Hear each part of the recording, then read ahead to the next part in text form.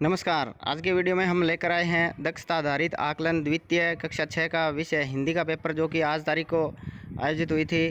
तो इसकी हम आंसर शीट लेकर आए हैं, तो आप सभी मिलान कर लें। जैसे पहला प्रश्न था, कुटिया में थी विषम वेदना, महलों में आहत अपमान। दी गई पंक्ति में वेदना शब्द का अर्थ है, तो यहाँ वेदना का होगा दुख का अनुभव। तो यहाँ दुख का अनुभव है, तो इस सेट नंबर 2 में द उत्तर सही है। आप अपना जो सेट के हिसाब से आप अपना उत्तर चेक कर लें। तो इसमें उत्तर आएगा दुख का अनुभव। दूसरा है प्रश्न, आकाश में काले बादल छा गए हैं, वाक्य में आए आकाश शब्द का पर्यायवाची है। तो यहाँ आकाश का पर्यायवाची व्योम शब्द है, जो आकाश का पर्यायवाची है तो व्योम भरेंगे। नेक्स्ट तीसरा प्रश्न है, नीचे दिए गए शब्दों में अशुद्ध वर्तनी वाला शब्द है।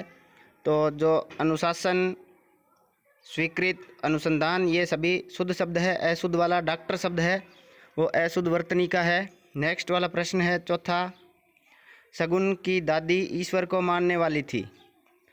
रेखांकित शब्द के लिए एक शब्द का प्रयोग कर वाक्य है। तो शगुन की दादी है वो ईश्वर को मानने वाली थी, तो ईश्वर को मानने वाला आस्तिक होता है। तो इसमें हमारा उत्तर होगा शगुन की दादी आस्तिक थी। तो यहाँ इसका उत्तर होगा शगुन की दादी आस्तिक थी। नेक्स्ट आगे वाला है, दिए गए गद्यांश को पढ़कर प्रश्न संख्या 5 व 6 के उत्तर दीजिए। प्रागैतिहासिक मानव ने सबसे पहले चित्रों के जरिए अपने भाव व्यक्त किए, जैसे पशुओं, पक्षियों, आदमियों के आदि के चित्र। इन चित्र संकेतों से बाद में भाव संकेत अस्तित्व में आए, जैसे एक छोटे वृत्त के चहुं ओर किरणों की प्रतीक रेखाएं खींचने पर वह सूर्य का चित्र बन जाता है। बाद में यही चित्र ताप या धूप का प्रतीक बन गया।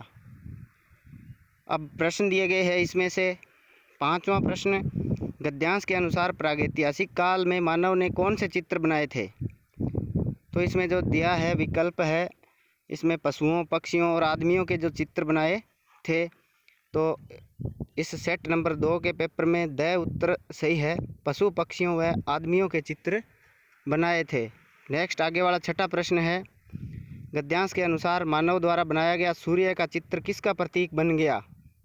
तो सूर्य का चित्र है वो ताप या धूप का प्रतीक बन गया था। तो इसमें आपका उत्तर होगा ताप या धूप का प्रतीक।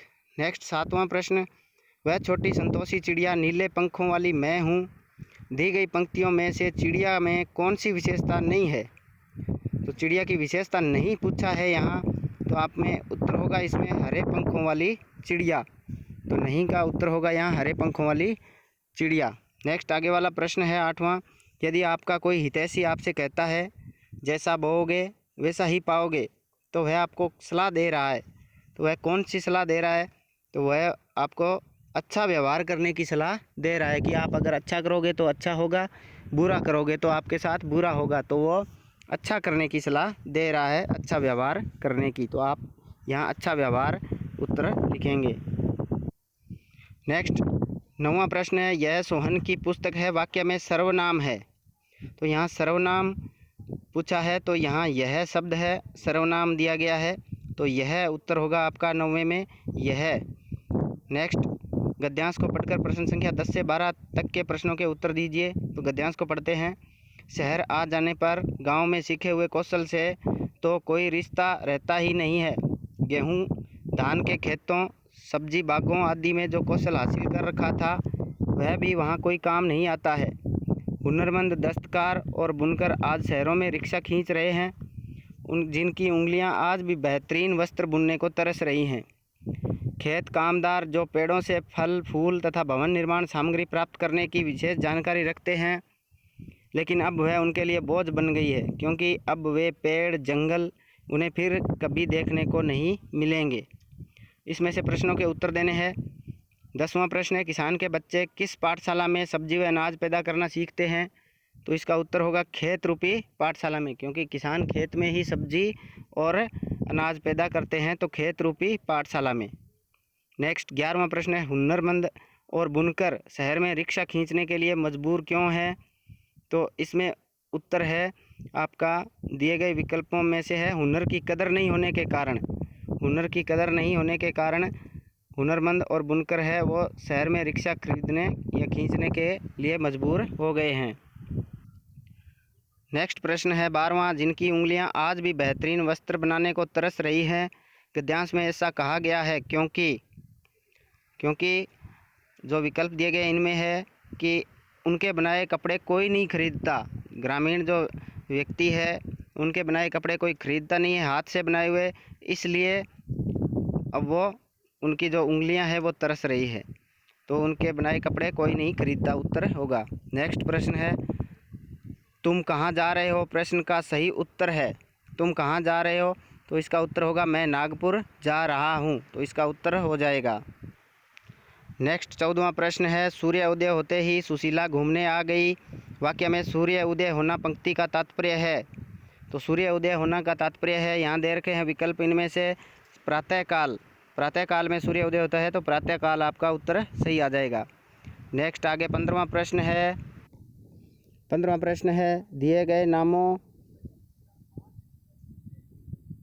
का विराम चिन्हों से मिलान कीजिए।